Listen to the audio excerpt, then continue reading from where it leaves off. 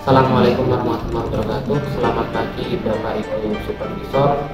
Perkenalkan, nama saya Muhammad Izar Kamala Siti. Saya mengajar geografi di SMA Hari ini tanggal Sabtu 17 Oktober 2025, bertepatan di kelas 11C, saya akan mengajar geografi dengan materi keanekaragaman genetik. Sekian, terima kasih. Selamat menyaksikan. Assalamualaikum warahmatullahi wabarakatuh. Waalaikumsalam warahmatullahi wabarakatuh. Bismillahirrahmanirrahim.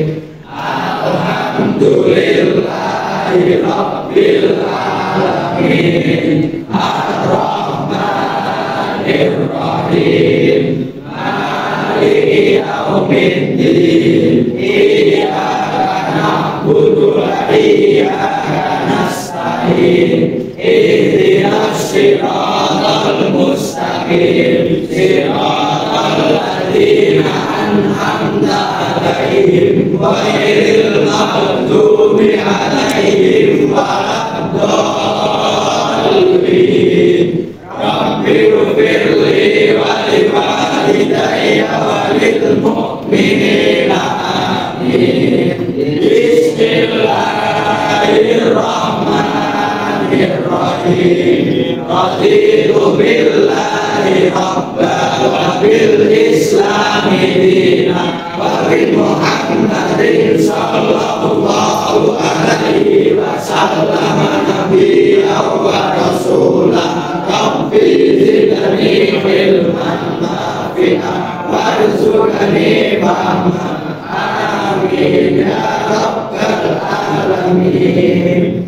Bismillahirrahmanirrahim. Nas'aluka ya Allahul ladzi la ilaha illa huwa ar-rahmanur rahim. Al-malikul qudusus salamul mu'minul muhaiminul azizul jabbar.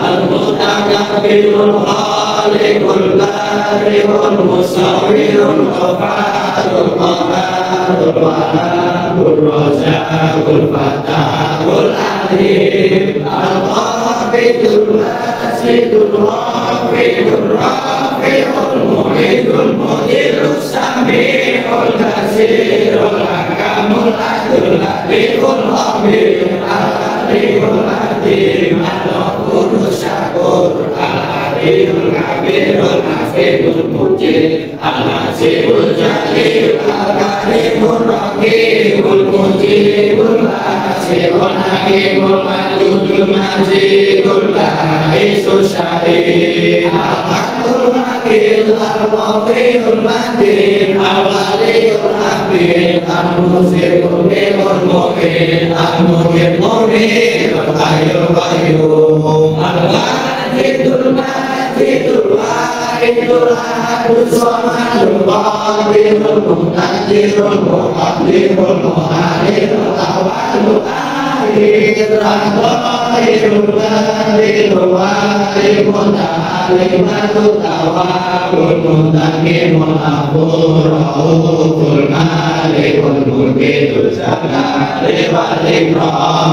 Al-musidul jami'ul munirul munirul mani. Al-nafi'ul nurul hadi bali'ul baqi. Al-warisul rasyidul sabur ladri la syakka bismihi syai'un sami'ul basir. Allahumma sholli afdhalas sholati ala asyrafil makhluqatika sayyidina Muhammadin wa ala alihi wa sahbihi wa sallim adada ma'lumatika wa midada kalimatika kullama dzakara dzakiruna wa ghafala dzikrikal ghafilun.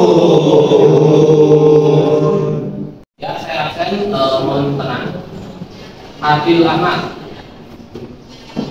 Adli Ahmad, Ahmad Gendar, Anggi, Febrian, Khairul Anam,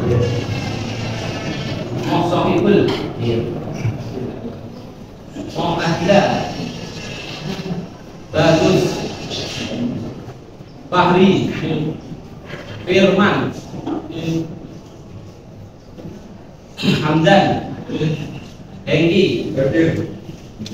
Hari ini kita akan masuk ke bab selanjutnya atau subbab selanjutnya tentang keanekaragaman hayati. Kemarin kita sudah bahas pembagian atau mengenal persebaran keanekaragaman hayati di dunia. Sekarang kita akan lebih spesifik lagi keanekaragaman hayati, persebaran flora fauna, terutama di ciplukan dan capung. Anda pernah melihat ciplukan atau memakan ciplukan? Capung pernah lihat? Kita akan bahas itu.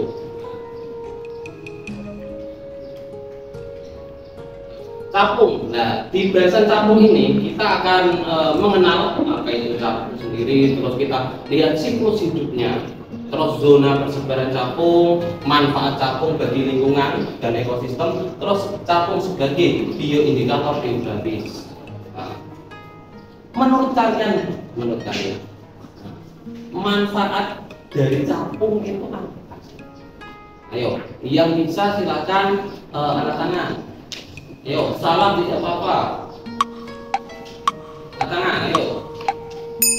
Ayo, masih terlalu sulit kan? Manfaatnya? Oh no. Belum ada ya. Saya lanjut dulu saja, nanti sembari kalian tidak materi mungkin kalian ada. Selanjutnya yang kedua kita bahas adalah ciplukan. Kita mengenal ciplukan, persebaran ciplukan, hubungan ciplukan dengan kondisi geografis, manfaat ciplukan bagi lingkungan dan kehidupan ciplukan sebagai indikator geografi lingkungan. Ciplukan. Nah, sebelum itu, mari kita lihat video sebentar. Kita lihat video.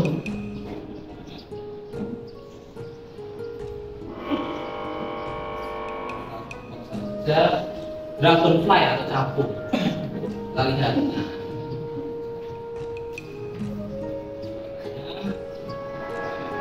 Dragonfly atau capung. Nah, kalian sudah melihat video capung. Terus kira-kira apa manfaatnya? Silakan yang bisa katakan.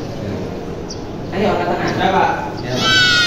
Manfaat capung bagi lingkungan untuk mengendali hama alami Pak. Mengendalikan alami. Sama untuk menjaga keseimbangan ekosistem. Oke. Nah, terus apa lagi? Ada lagi Nilai estetika dan edukasi. Oh ya betul. Nah, ada lagi yang lain selain Mas Ijat? Ada lain? Nah, cukup. Kita lanjutkan. Kita lanjutkan ke video yang kedua. Kita lanjutkan ke video yang kedua. Langsung saja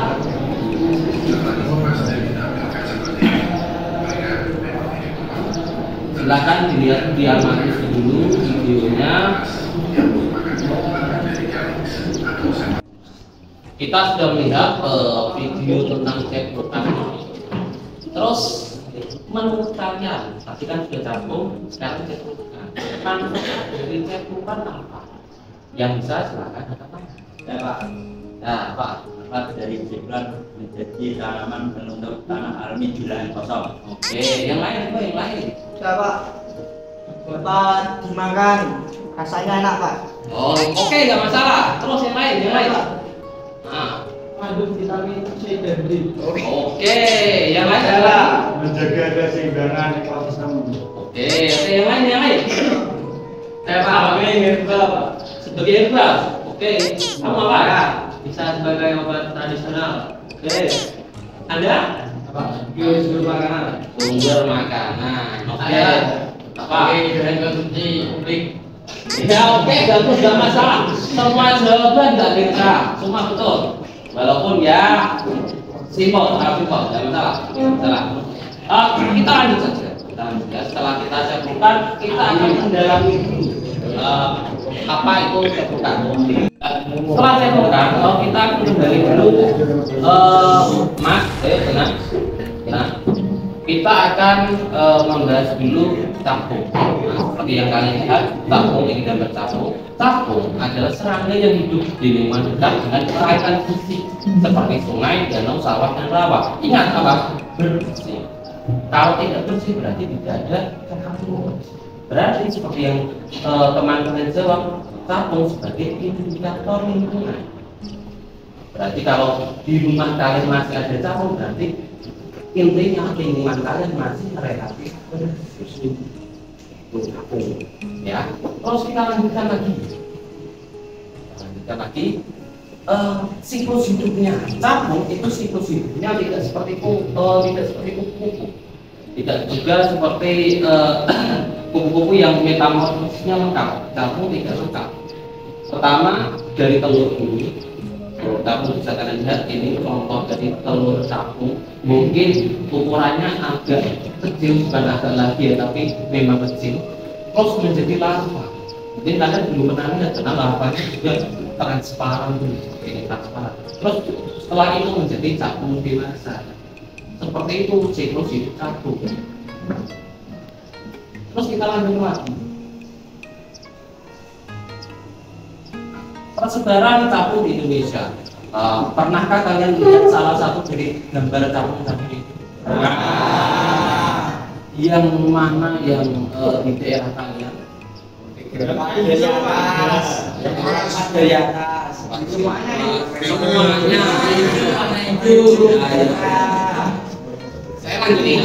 Persebarannya di Sumatera itu ada 2 jenis capung. Terus di Jawa juga ada 2, Kalimantan, Sulawesi, Papua, Bali juga ada. Semua ada capung. Jadi rata-rata di Indonesia itu ada capung semua. Tapi pernahkah kalian merasakan dulu waktu kalian masih taman kanak-kanak jumlah capung lebih banyak daripada sekarang? Pernahkah kalian merasakan? Berarti indikatornya lingkungan kita ya tidak baik-baik saja. Lingkungan kita agak rusak. Hanya terus kita lanjutkan lagi. Manfaat capung. Nah, yang pertama sudah disebutkan teman kalian tadi, mengendalikan dana alami seperti nyamuk dan serangga kecil. Jadi capung itu memakan serangga. Dia bukan herbivore, dia karnivor. Kecil tapi karnivora, memakan nyamuk. Terus dia indikator kualitas air. Karena capung pada masa kecil atau pada masa larva itu hidupnya di air, maka dia sebagai bioindikator air. Kalau airnya keruh atau kotor, maka capung tidak bisa hidup di sana. Terus yang ketiga, menjaga keseimbangan ekosistem. Seperti tadi, misal kalau nggak ada capung, apa yang terjadi? Serangga kecil dan nyamuk akan banyak. Terus yang ketiga, sebagai indikator perubahan iklim, kerangka jenis sensitif terhadap perubahan suhu dan kelembapan. Salah satunya capung-capung yang kalian temui, ya hanya itu saja. Yang lainnya kemana? Yang lainnya sudah mati karena iklimnya belum itu. Terus kelima, estetik. Capung cantik, bentuknya warna-warni, warnanya juga warna-warni. Beraneka macam seperti gambar estetik. Kita akan lanjutkan setelah capung adalah ciplukan. Ciplukan adalah tanaman liar. Tanaman liar yang banyak tumbuh di daerah tropis dan subtropis. Ingat, tropis dan subtropis. Makanya di daerah kutub atau peralihan itu tidak ada, karena hanya di daerah tropis dan subtropis. Dikenal karena buahnya kecil, kecil. Terus dan bagus sekali ada kelopak yang menutupi. Kelopak yang menutupi mirip dengan lentera. Serta sering ditemukan di sawah, kebun, ladang dan tanaman.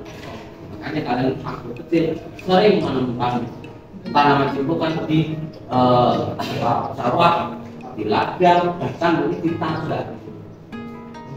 Baca aja. Terus kita lanjutkan. Kondisi geografis yang ideal untuk tanaman ciplukan hidup. Pertama, iklim tropis lembab dengan suhu 20 sampai 30 derajat Celcius. 20 sampai 30. Terus ketinggiannya 0 sampai 1500 mdpl. Makanya kalau kalian rumah kalian di gunung yang lebih ketinggian dari 1500 mdpl itu tidak akan menemukan. Terus tanahnya jenis tanah yang gembur, subur, tidak tergenang air. Makanya kalau nggak ada ciplukan yang ada di sungai nggak ada, karena tidak tahan dengan air, genangan air. Terus curah hujan sedang hingga tinggi, kisaran 1500 sampai 2500 mm per tahun. Terus jumlah cahaya matahari itu penuh, tidak cocok di tempat tertentu. Jadi makanya di sawah, di tegal itu yang punya intensitas matahari tinggi. Kalau tebu malah tidak ada ciplukan. Itu tempat hidup ciplukan. Sekarang kita lanjut lagi ke persebarannya di Indonesia. Di Jawa dan di Bali itu dapat ditemukan di sawah, kebun, ladang, pekarangan, itu sangat melimpah jumlahnya. Terus di Sumatera ditemukan di lahan pertanian lembab dan pinggiran hutan. Mas, diam mas. Lanjut lagi. Di Kalimantan dan di Sulawesi dataran rendah dekat dengan aliran sungai, bukan di tepi sungai, karena ciplukan tidak tahan dengan genangan air. Terus di Nusa Tenggara dan di Papua daerah kering tumbuh di tanah terbuka. Di ciplukan tumbuh di tanah terbuka karena Papua kan rata-rata iklimnya kering, lebih kering dari Jawa, makanya ciplukan juga sangat banyak. Terus kita lanjut lagi. Hubungan ciplukan dengan kondisi geografis. Yang pertama, ciplukan tanaman yang sangat adaptif, mampu beradaptasi dengan lingkungan, mudah tumbuh. Terus indikator kesuburan tanah, karena tadi kondisi tanah yang cocok untuk ciplukan adalah tanah yang subur, makanya bisa mengindikasikan kalau tanah di sekitar ciplukan itu relatif subur. Yang ketiga, toleran terhadap iklim tropis. Iklim panas. Karena ciplukan itu sejatinya hanya bisa hidup di iklim tropis dan subtropis. Terus yang keempat, sebaran terkait ketinggian, umumnya tumbuh di daratan rendah hingga sedang, jarang di atas 1500 mdpl. Terus manfaat ciplukan bagi lingkungan kehidupan. Pertama, manfaat ekologis, menjaga keseimbangan ekosistem tanah karena akar dapat membantu menahan erosi. Yang kedua, manfaat ekonomi dan kesehatan. Potensi berkembang sebagai komoditas herbal, seperti yang sudah kalian lihat di video. Ciplukan lebih sering digunakan untuk herbal. Gunakan herbal ya, Mas. Ayo, jangan pamit. Yang ketiga, manfaat sosial geografis, meningkatkan kesadaran keanekaragaman hayati. Maksudnya gimana? Lah, kalau ciplukan nggak ada, keanekaragaman hayati di Indonesia juga akan hilang.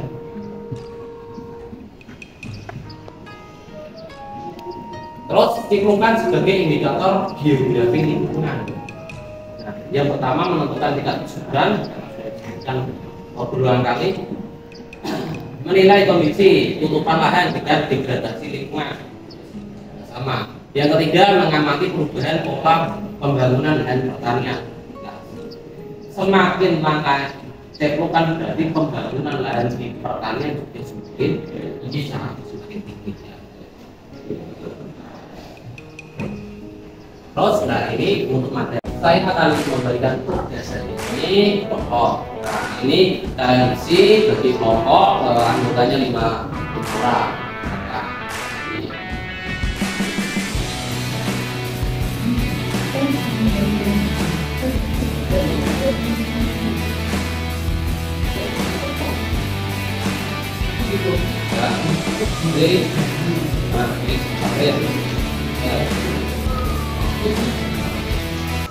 Ya, bagaimana? Sudah ada yang selesai?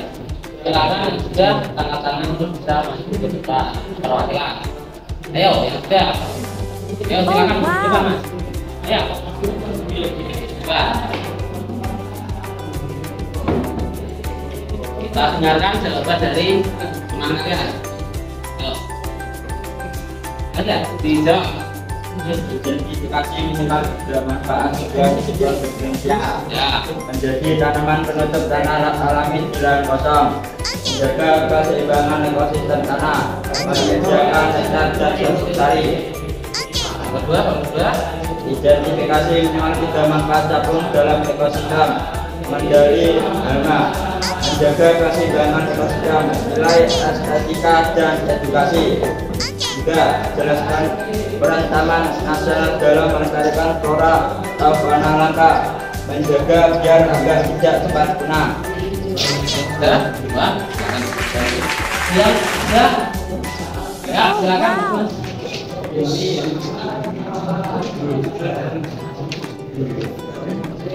Ya. Identifikasi minimal 3 manfaat bukan bagi manusia. Yang pertama indikator tanam, yang kedua bahan herbal, yang ketiga sebagai objek edukasi. Kedua, identifikasi minimal 3 manfaat capung dalam ekosistem, dari hama, indikator air, nilai estetika dan edukasi. Nomor 3, jelaskan peran tanaman nasional dalam melestarikan flora dan fauna langka, menjaga hewan dan tumbuhan langka dari kepunahan. Ya. Kita tambah semangat belajar, kita menjaga fokus kita dalam belajar. Yuk kita breaking dulu. Silakan berdiri semua. Ayo berdiri. Ayo berdiri. Ikuti aba-aba dari video ini ya. Silakan ikuti. Saya mulai videonya.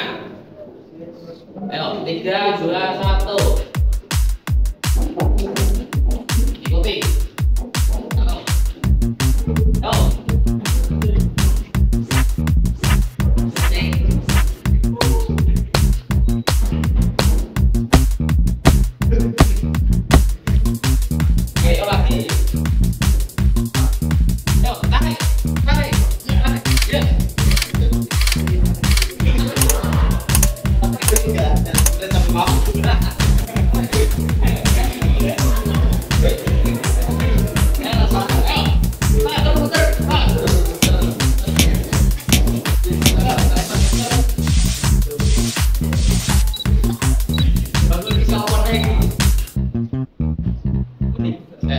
Masih kenapa? Yuk.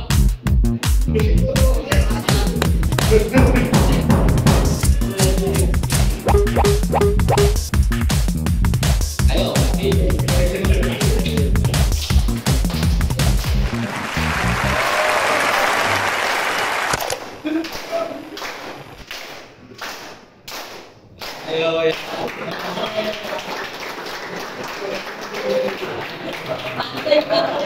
Sudah diskusi, kita sudah SBB, terus kita punya tugas lagi kalian. Ini kalau bagi kelompok ini masing-masing kalian silakan mengerjakan sesuai dengan panduan yang ada di LKB.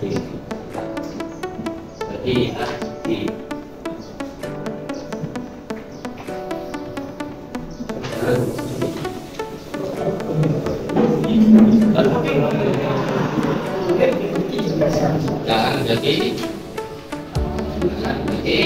temannya yang belum dapat silakan beri. Pelajaran yang dapat kita ambil dari pertemuan kali ini ada capung, buka, pelajaran yang dapat kita ambil adalah hewan dan tumbuhan ini itu sudah diidentifikasi bahwa kalau memang masih ada, masih banyak, berarti lingkungan di sekitar kita alhamdulillah masih sedikit. Tapi kalau jumlahnya sudah sedikit, bahkan mungkin tidak ada, maka alhamdulillah. Maka kita amati lingkungan kita masih ada atau sudah tidak ada atau masih banyak sekali. Kalau sudah tidak ada, bagaimana caranya biar hewan kita masih tetap. Bagi yang sudah partisipasi, mari kita berikan pause bersama-sama.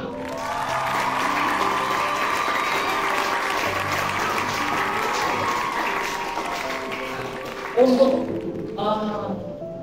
pekerjaan rumah kalian, silakan dituliskan. Nomor 1, silakan. Menurutmu, bagaimana generasi muda berperan dalam menjaga kelestarian flora dan fauna agar bermanfaat? Agar manfaatnya tetap dirasakan hingga masa depan. Dan nomor 2, jelaskan 5 manfaat utama flora bagi kesejahteraan manusia dan sertakan contohnya dalam kehidupan itu PR sekaligus refleksi bagi kalian nanti. Mari kita tutup pertemuan kali ini dengan bacaan Alhamdulillah. Alhamdulillahirabbil alamin. Sekian dari saya. Wassalamualaikum warahmatullahi wabarakatuh.